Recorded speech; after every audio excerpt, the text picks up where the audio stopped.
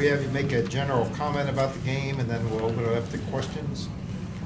Well, first of all, I love these guys. Like, these kids they're amazing, they're kind, they work hard.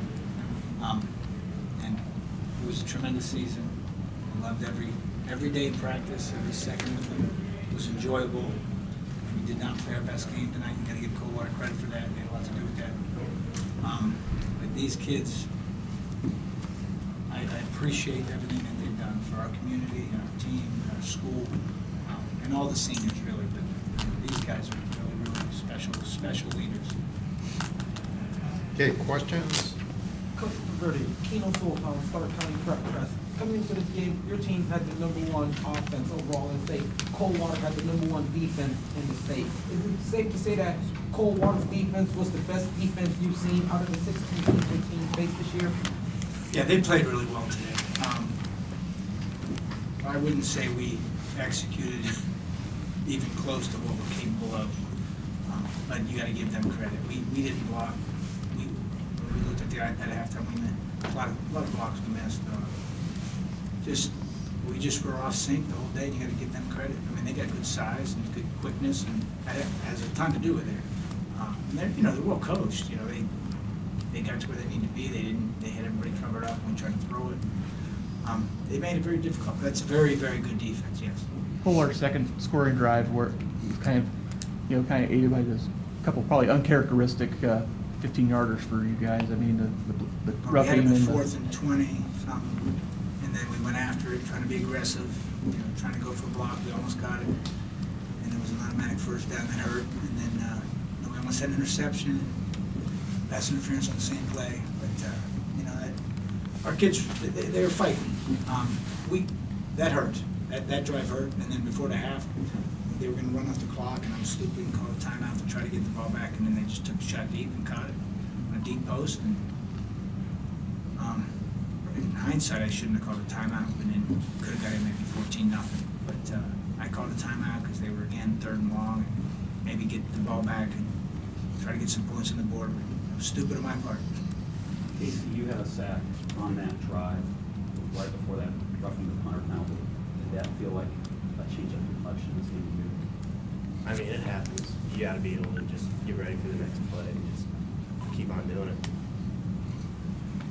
it. Danny, all year you had been able to run the ball effectively. What happened today? What was your defense like that you weren't able to get on track today? I mean, our blocking was off today, obviously. I mean, a couple of our guys missed some blocks. I mean, I probably missed some holes.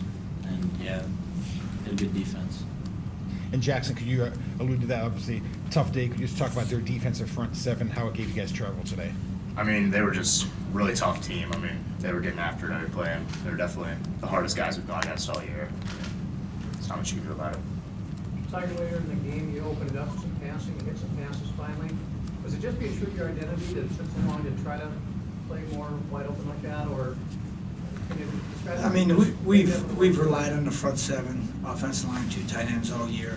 On that first drive, we actually had some chunk yards, and I called a few bad plays, and we didn't get the first down on that first drive of the game. And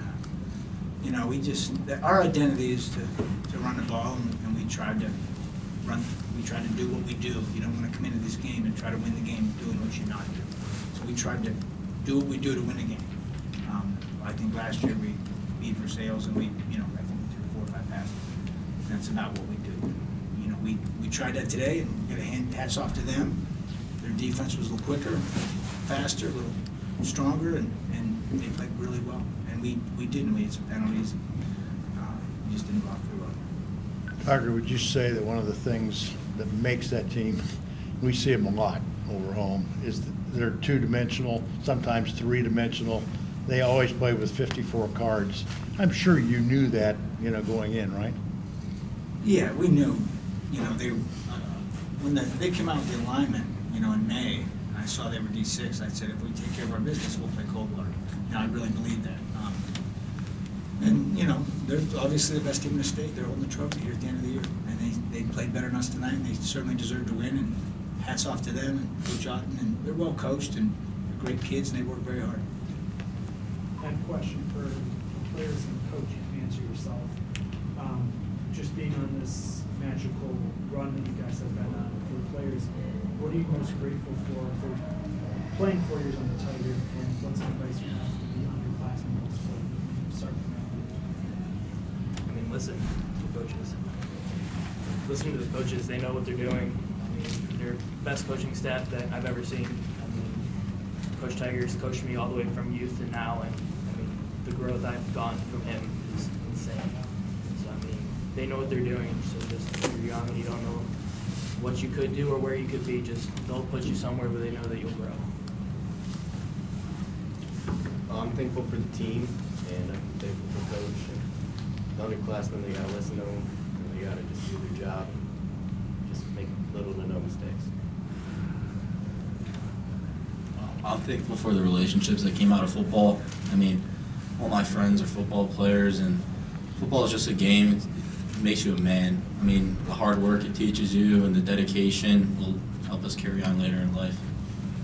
I'm just grateful for the coaches. I mean, I wouldn't be where I am today without them. And this team, I mean, I know we didn't come out on top this year, but I love this team. I wouldn't trade it for the world. Tiger, when you look back at the journey, can you kind of like chronicle it? You graduated, about thinking 6 first-team All-Ohioans. You missed your quarterback for 7 games this year. Ryan Kime missed 7 games this year. Tyra Chirk missed. So, what's the journey been like? And is that really part of how you're here? I mean, I don't want to say it's a surprise, but that you got here, what does that mean? Yeah, we graduated a great group last year, and these kids have been awesome. And I think it's a lot of it's character. They have high character, and these Mac and Lessick, and this senior group is a special group, you know. And I think what they did this year was fantastic. Obviously, this game's we didn't win it, but I hope they look back and think this was a heck of a lot of fun. We did in the summer. These kids went to 7-on-7s and were fantastic. We had a lot of fun, and I'm going to remember just each one of how high their character is. Like these guys sitting here today, they're all going to be real successful in life. They're awesome young men. Coach Laverne, most coaches have a way of dealing with devastating losses like this, but how are you able to remain upbeat after a nasty setback like this today? We got a kid in the hospital that we're going to go see after this. He's been in there for about 16 weeks, and that's way more important than a game. Okay, any more questions? All right, thank you, guys. Thank you.